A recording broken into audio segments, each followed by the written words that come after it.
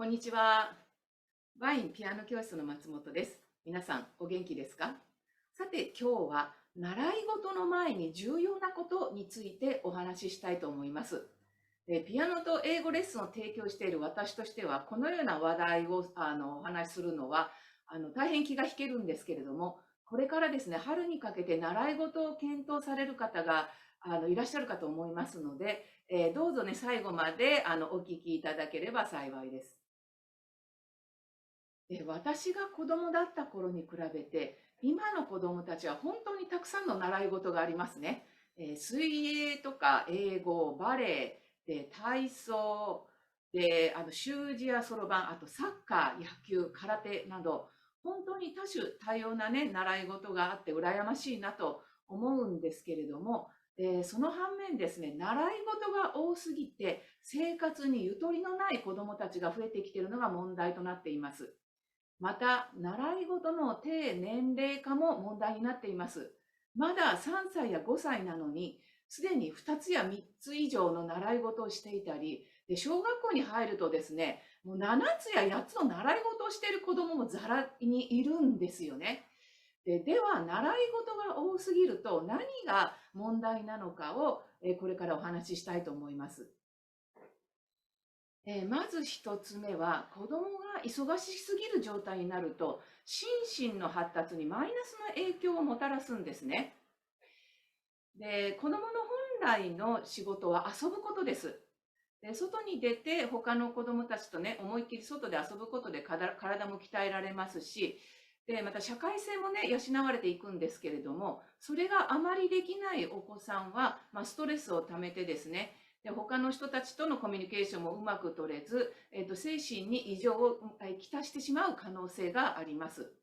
で、実際にこれ、当教室の、こちらはですね、当教室の、生徒さんであったケースなんですけれども、で、その子はですね、4歳からピアノを習い始めて、で、毎日ね、練習もお家でちゃんとやってきてくれて、非常に優秀でね、真面目な生徒さんだったんですけれども、小学校に入ってからもう一つの習い事ですね、バレエをやっていたんですけれども、で、それまでは、週2回だったバレエのレッスンが週5回に増えたがために、ピアノのレッスンも十分できず、また学校のね、宿題も今は公立の学校でもかなり宿題を出されるということで、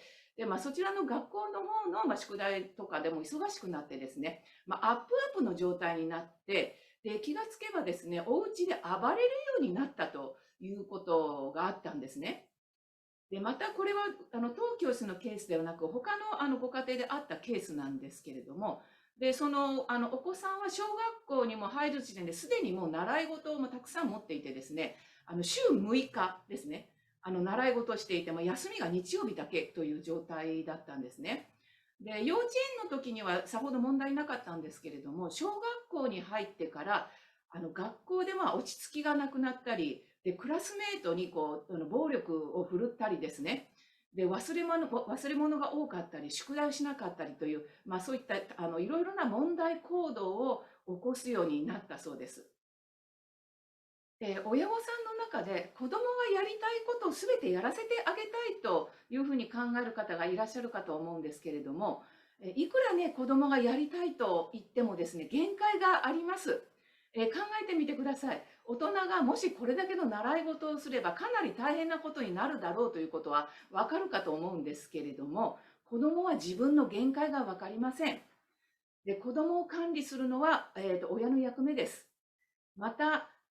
子どものね、成長には段階があります。まず、体の成長があって、その後で知的成長があるんですね。その逆ではないんです。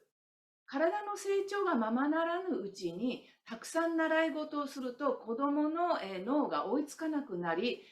心身ともに悪影響を及ぼす可能性があります。2つ目ですね。2つ目は習い事が多すぎると、それぞれの習い事に十分な時間をかけることができず、結局どれも中途半端になってしまうということなんですね。で、特にピアノにおいては、音符を覚えたり、さまざまな記号を習ったりとかですね、あとはお家での毎日の練習が必要になりますので、あまりにも多くの習い事を持ちすぎると練習時間が確保できず、で結局ピアノが上達せず、お月謝をただね、ドブに捨ててるようなものに、なってしまいます。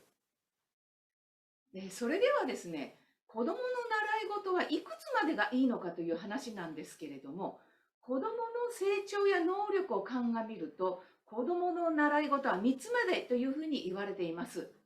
けれどもですね、幼児の習い事は1つで十分で、多くても2つまでにとどめておいた方がいいと思います。なお、宣伝になりますが、当教室ではピアノと英語が同時に学んでいますので、一つの習い事としてカウントできますし、わざわざ別で英語教室に通う必要もありませんので、よろしかったらぜひご検討ください。今日の内容はいかがでしたでしょうか。この内容が役に立ったよと思ってくださった方は、グッドボタンを押していただけると大変励みになります。また、もしよろしければチャンネル登録の方もぜひよろしくお願いいたします。それでは皆様また次回まで。さようなら。